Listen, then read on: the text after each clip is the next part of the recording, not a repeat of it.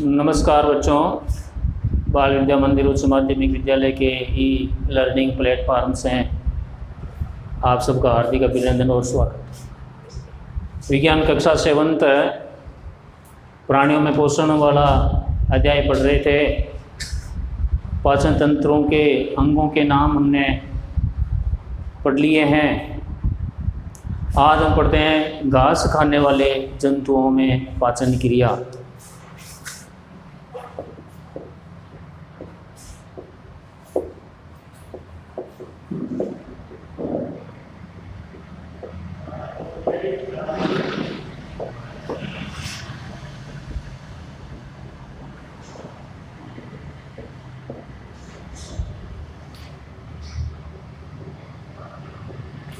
घास खाने वाले जंतुओं में पाचन क्रिया।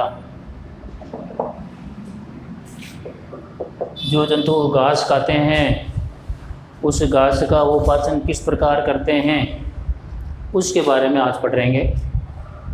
घास खाने वाले जो जंतु होते हैं घास को जल्दी जल्दी निगलकर आमाशय के एक भाग में इकट्ठा कर लेते हैं।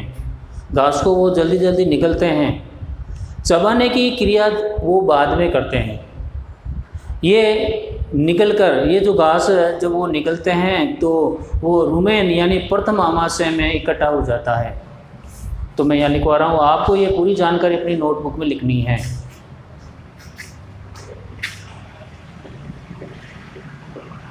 घास खाने वाले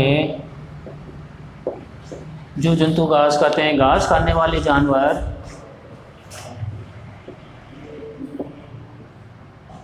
घास को जल्दी जल्दी निकलकर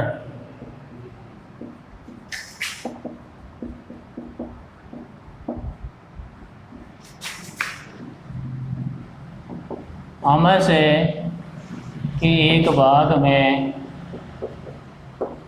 इकट्ठा कर लेते हैं।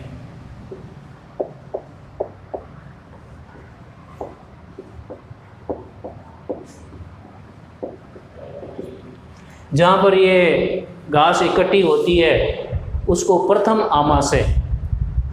आमाशय यानी रुमेन कहते हैं। इस भाग को रुमेन यानी प्रथम आमाशय कहते हैं।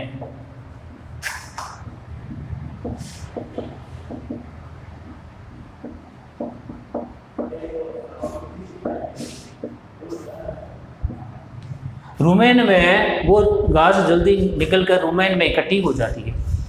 रुमेन इनका प्रथम आमाशय है, पहला आमाशय। इस रुमेन में यानी इनके जो जानवर जो है उनके जो आमाशय होते हैं उनके 4 भाग होते हैं। रुमिनेंट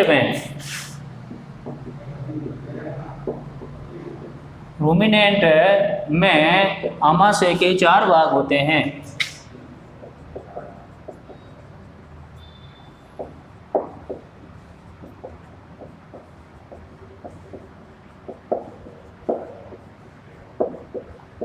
रूमिनेंट्स का मतलब होता है घास खाने वाले जानवर।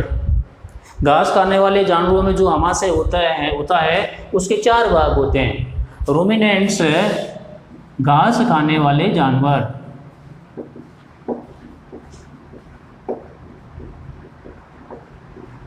रूमिनेंट्स का मतलब घास खाने वाले जानवर, उनका जो आमाशय होता है उस आमाशय के 4 भाग होते हैं।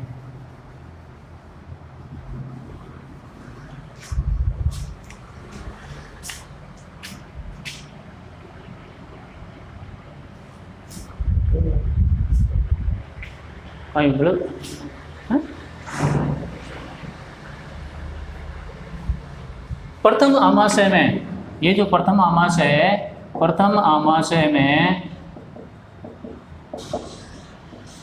भोजन का आंशिक पाचन होता है।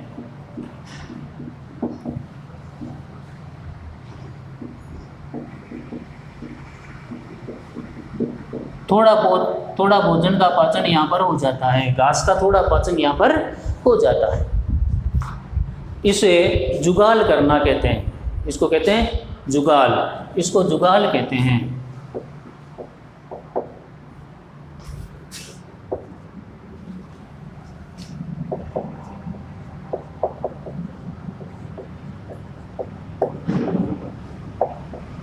इसको जुगाल कहते हैं।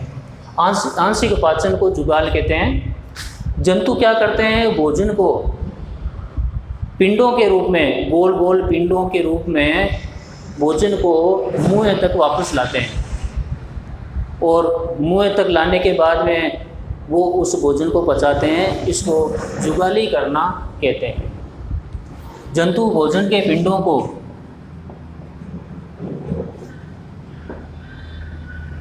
जंतु भोजन के पिंडों को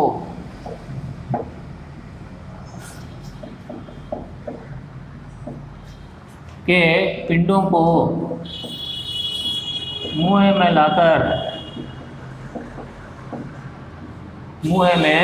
लाकर उसे चबाते रहते हैं।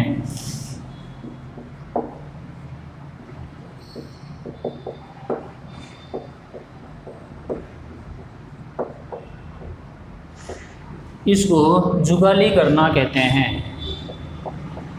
इसको जुगाली करना कहते हैं।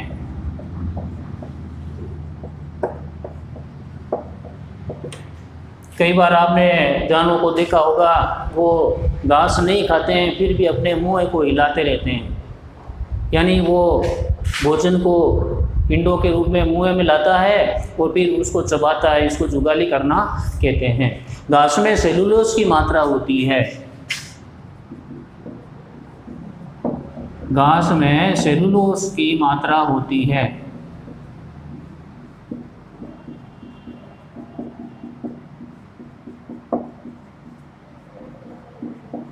सेलुलोज को केवल ये जानवर ही पचा सकते हैं, मानव सेलुलोज को पचा नहीं सकता। सेलुलोज को केवल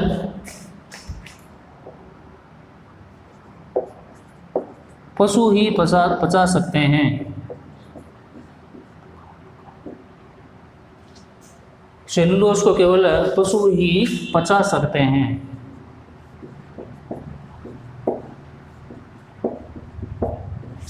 मानव के आमाशय में सेलुलोज का पाचन नहीं हो सकता।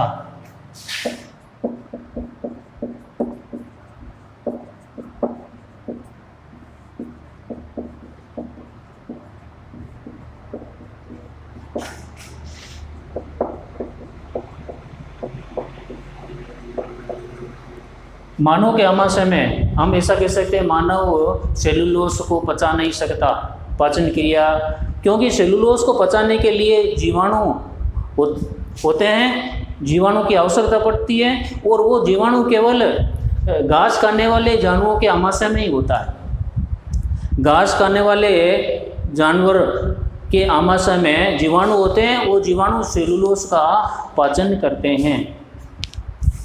पशुओं में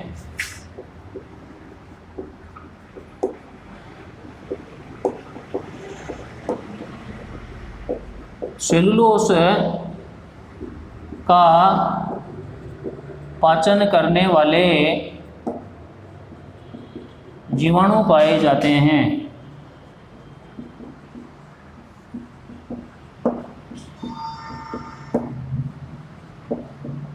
ये जीवाणु मानव में नहीं होते, इसलिए मानव सेलुलोज का पाचन नहीं कर पाता। तो जानवरों में क्षुद्रांत और वेद्रांत्र के बीच, जानवरों में क्षुद्रांत्र और बृहदांत्र के बीच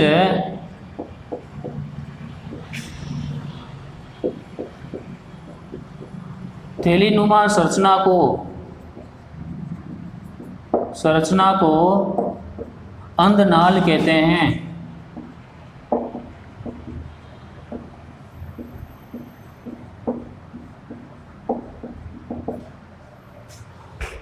जानवरों में जो बड़ी आंत और छोटी आंत होती है उसके बीच में एक थैली होती है, उस थैली को अंधनाल कहते हैं। अंधनाल में ही सेलुलोज का पाचन होता है।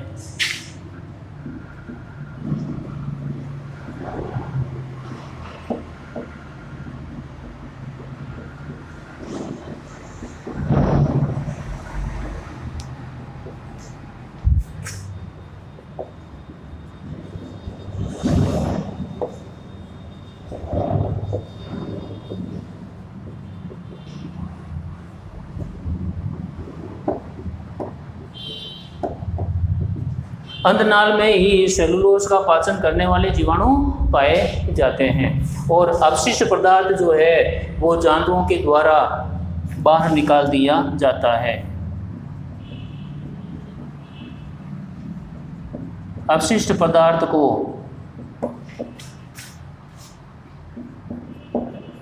गोबर के रूप में बाहर निकाल दिया जाता है।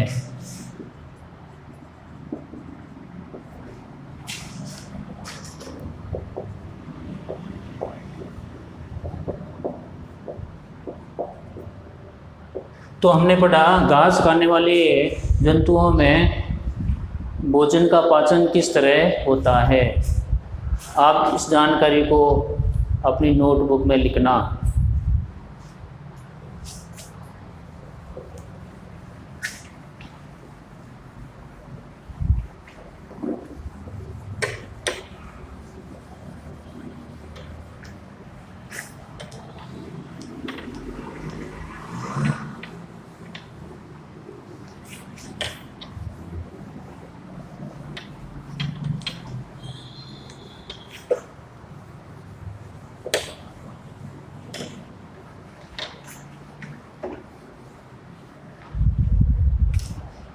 अब हम पढ़ते हैं अमीबा में पाचन क्रिया।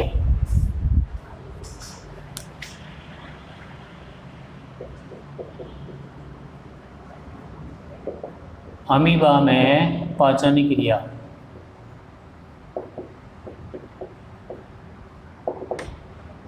अमीबा में भोजन का पाचन किस तरह होता है। अमीबा एक कोशिकीय जीव है और ये एक सूक्ष्म जीव होता है जिसको हम अपनी आंखों से नहीं देख पाते। इस पृथ्वी पर जो सूक्ष्म जीव आए, अमीबा भी उस समय आया था, एक कोशिकीय जीव है। अमीबा अपना भोजन किस तरह करता है। अमीबा एक कोशिकीय जीव है।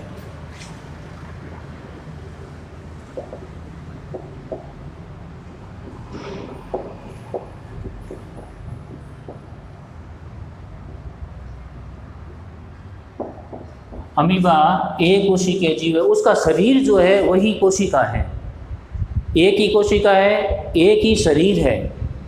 उसका शरीर एक ही कोशिकाओं का बना हुआ है। अमीबा निरंतर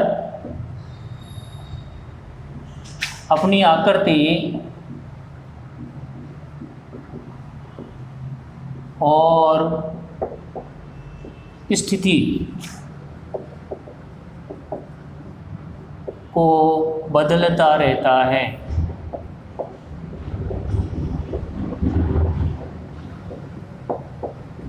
निरंतर अपनी आकृति बदलता रहता है। आकृति बदलता है इसका मतलब उसके शरीर में से प्रवर्ध निकलते हैं, पादाब निकलते हैं।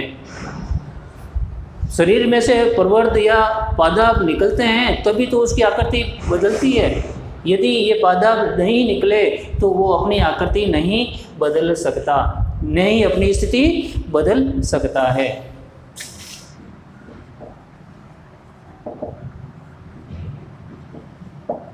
अमीबा अंगुली के समान, अंगुली तो अपनी बड़ी है, ये तो बहुत छोटा है, बहुत ही छोटी छोटी अंगुलियों के समान प्रवर्ध निकालता है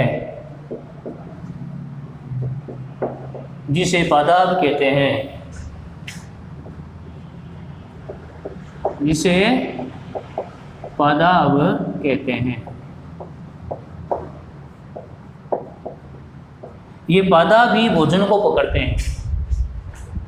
पादाब निकलते हैं तभी इसकी आकृति बदल जाती है और पादाब गति करते हैं और भोजन पकड़ने में सहायता करते हैं।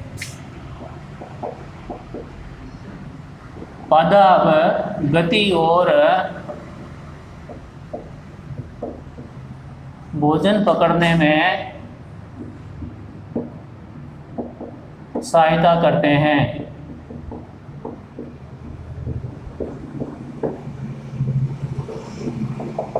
यानी पादाब ही भोजन पकड़ता है, पादाब के कारण ही अमीबा में गति होती है, आकृति बदलती है, स्थिति बदलती है।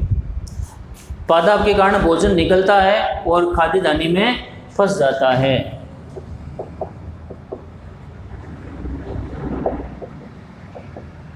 पादाब के कारण भोजन को निकलता है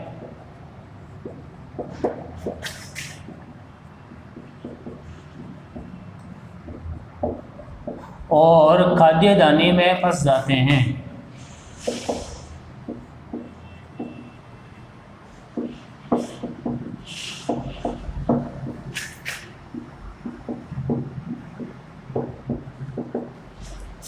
जो भोजन है या उसके जो खाद्य सामग्री है वो खाद्य दानी में फंस जाती है। खाद्य दानी में पाचक रस स्रावित होते हैं।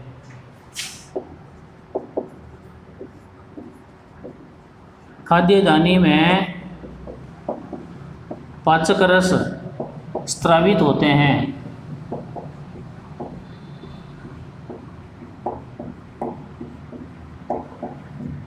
ये पाचक रस भोजन को पचाते हैं और भोजन को और या खाद्य पदार्थ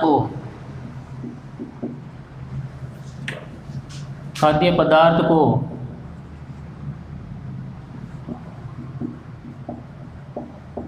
सरल पदार्थ में बदल देते हैं।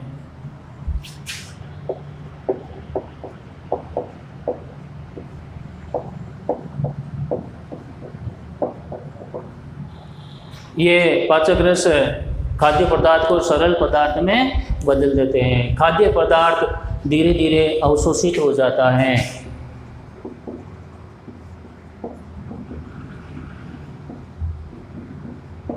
धीरे धीरे अवशोषित हो जाता है।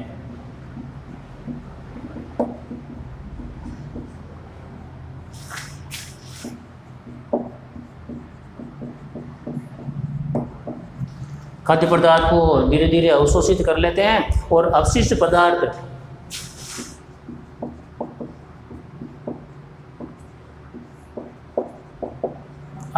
पदार्थ को खाद्य दानी द्वारा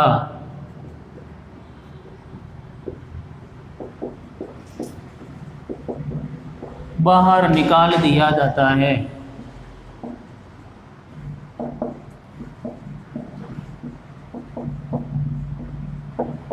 अवशिष्ट पदार्थ को खाद्य दानी के द्वारा बाहर निकाल देते हैं। खाद्य दानी में ही फंसते हैं और अवशिष्ट पदार्थ खाद्य दानी के द्वारा ही बाहर निकालते हैं।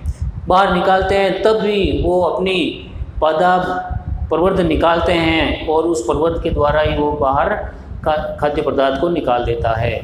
तो बच्चों आज इतना ही। आप सभी घर पर स्वस्थ रहें, सुरक्षित रहें। धन्यवाद।